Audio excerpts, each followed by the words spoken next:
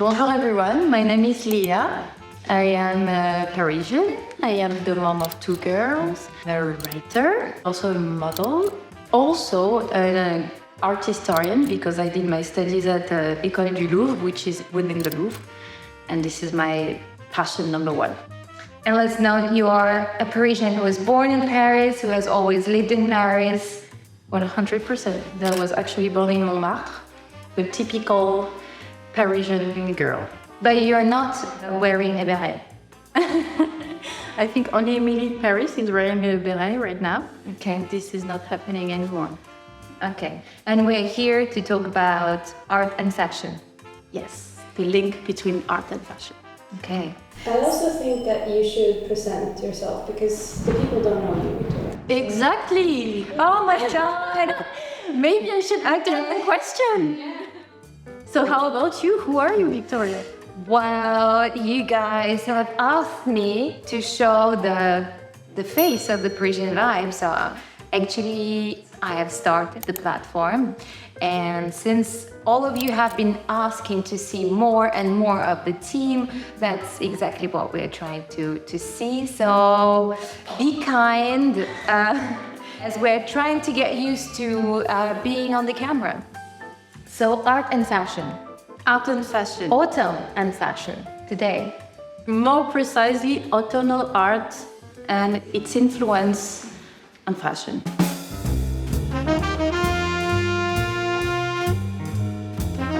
So Yves Saint Laurent said, fashion is not an art, but it does need an artist to exist. Which means that's beautiful, I think, because it's very, very...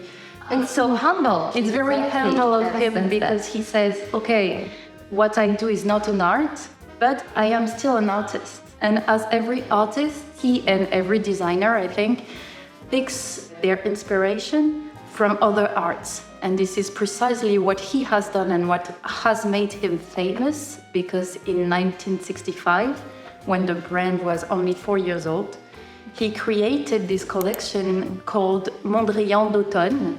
And this is where our conversation is related to this Mondrian d'Automne collection.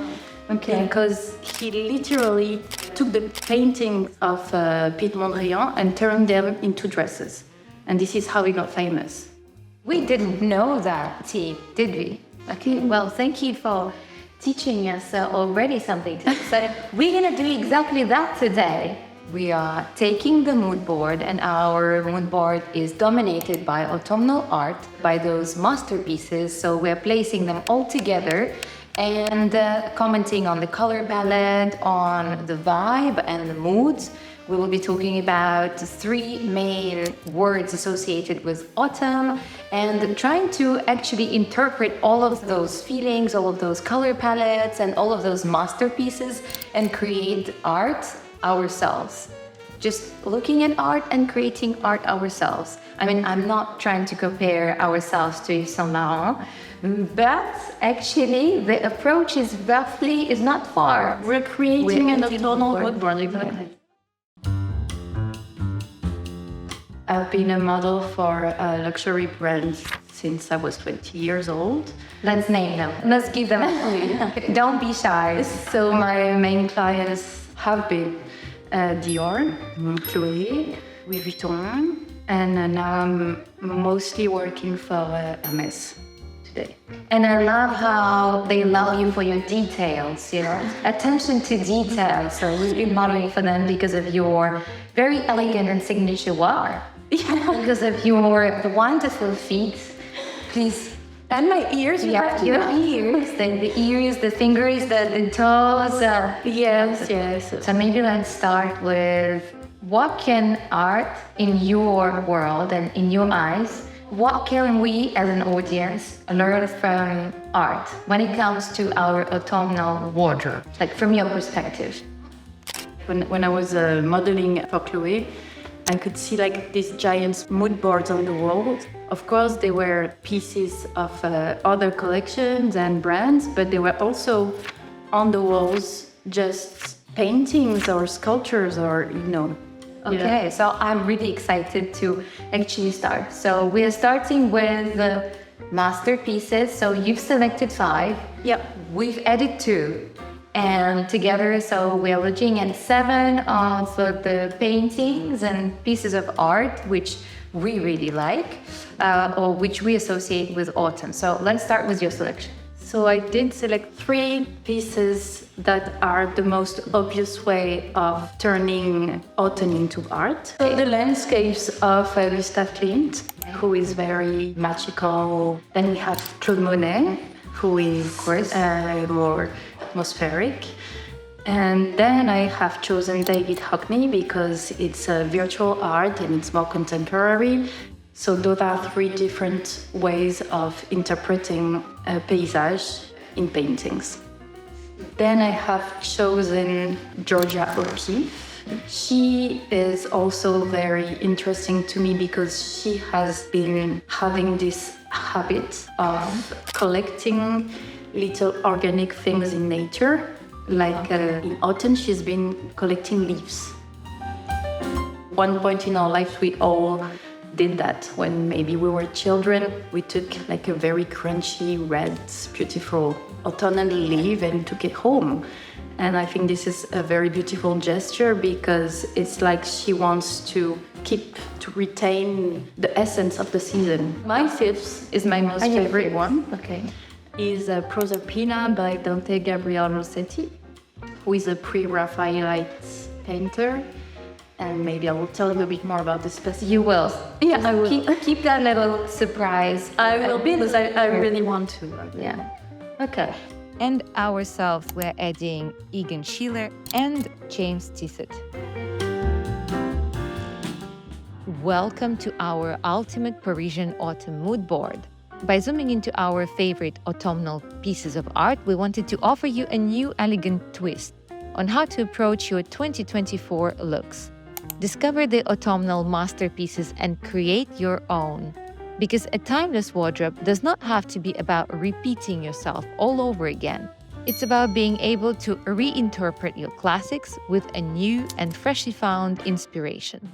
Have a look at these 7 masterpieces representing autumn in its glory. We'll be exploring autumnal color palettes and moods before eventually putting together 5 chic outfits inspired by art. In the world of ever-changing trends and new aesthetics popping up all the time, we thought it would be refreshing to look back at some classics in order to revisit your wardrobe in a way that doesn't necessarily require you buying a totally new wardrobe every season. Enjoy! Can we speak about the autumnal color palette? Like when you think about that, what pops into your mind? What is the ultimate autumnal color palette? Well, it's a caramel kind of color. Salty caramel with hints of light in it. You know, it's not sad at all. It's not dark at all. It's shining. It's shining. So that's where we will try to interpret that salty caramel. And actually, it's interesting. Salty caramel, that's like masculine, feminine in France. So it's always trying to find a balance. Have a look at this outfit we've put together. It's the burnt caramel, that crème brûlée shade seen in the paintings that have inspired us here.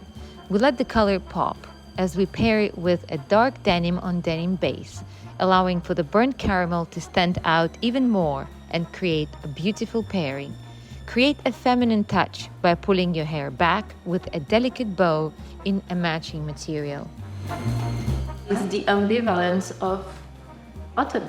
Well, and the word ambivalence already by itself is a sign of sophistication. Yeah, It's quite a vocabulary you need to have. Autumn is sophisticated.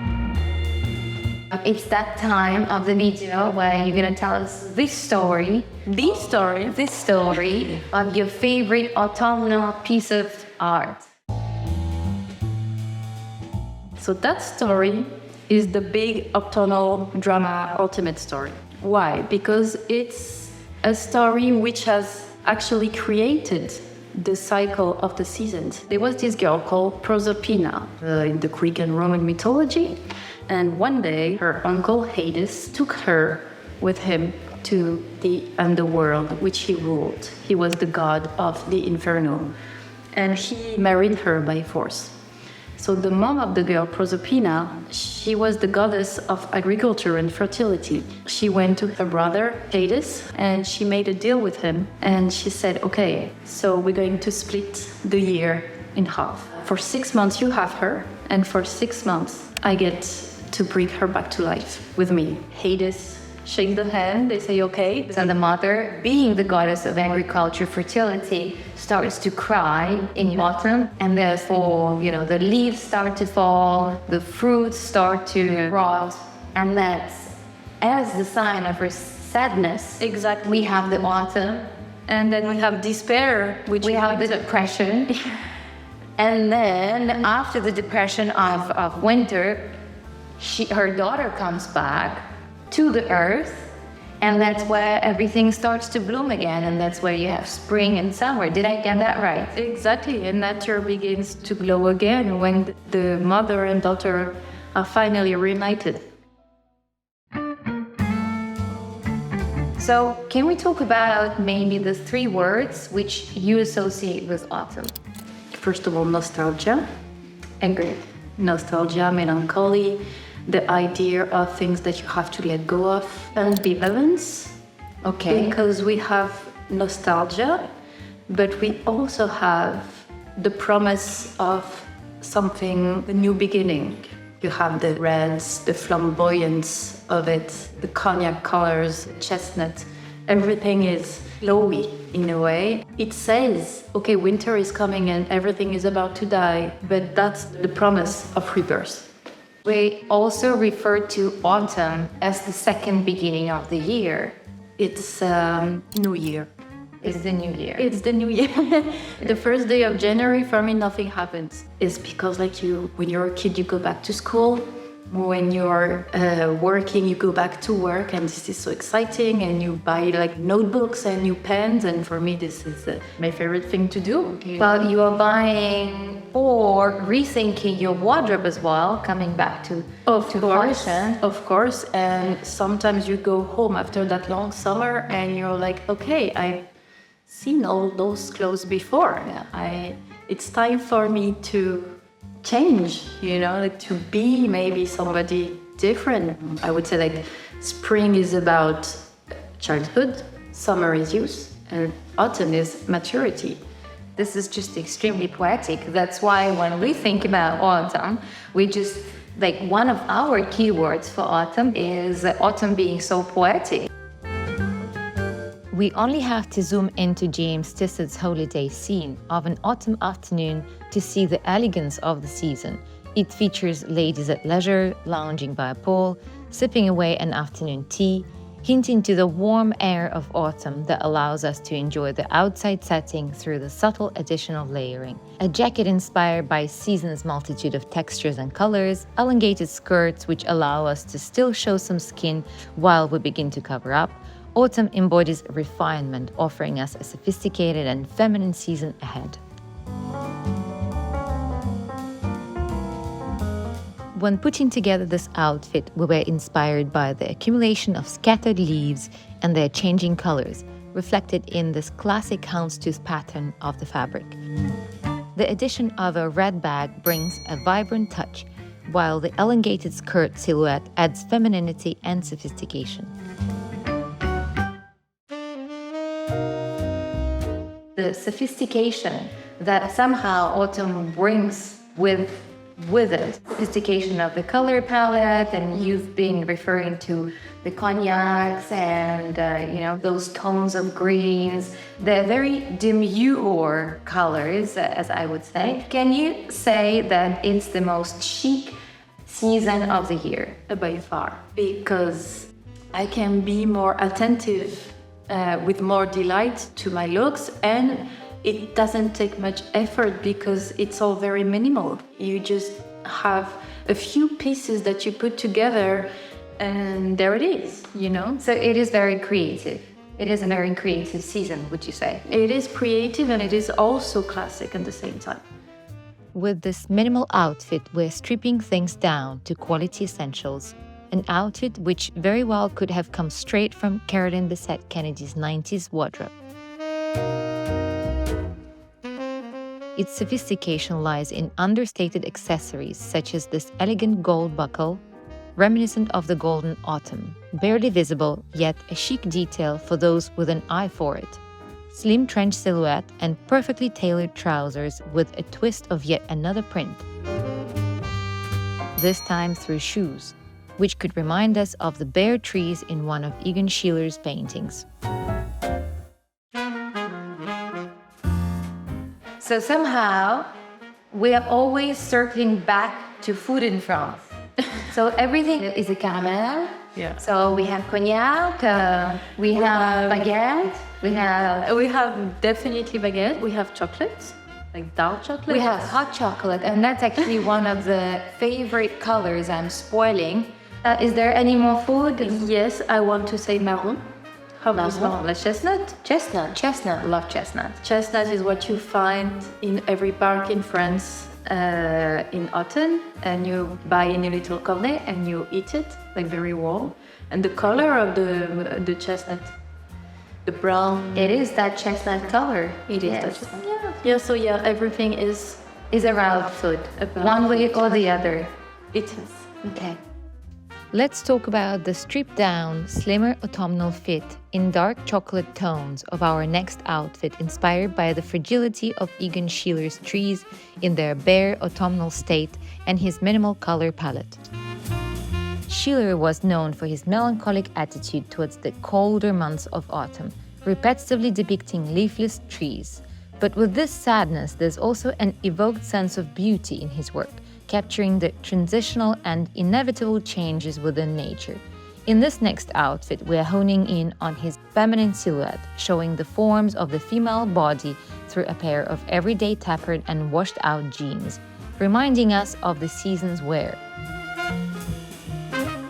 An additional wool outerwear jacket in thick material is perfect for the colder mornings, while its shorter length speaks to the transitional aspect of the season where the day can still be rather warm. To us, the look's beauty lies in the underlying silhouette and melancholy autumnal art.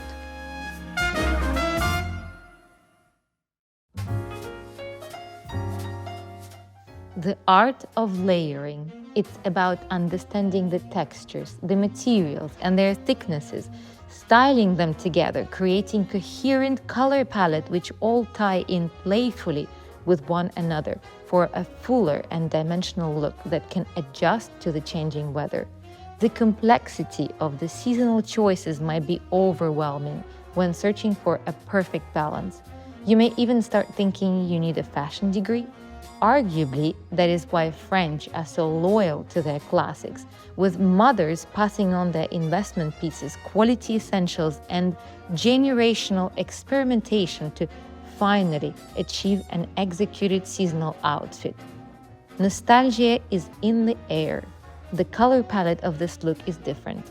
No tones of beige or camel, just shades of gray, green, and dark navy, all straight out of Giorgio O'Keeffe's painting of collected leaves.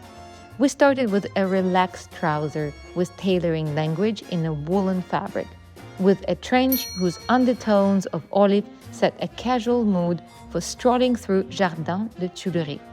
We love its slightly oversized silhouette that allows for comfort, but that doesn't mean sacrificing the formality of chicness, which is so typically Parisian.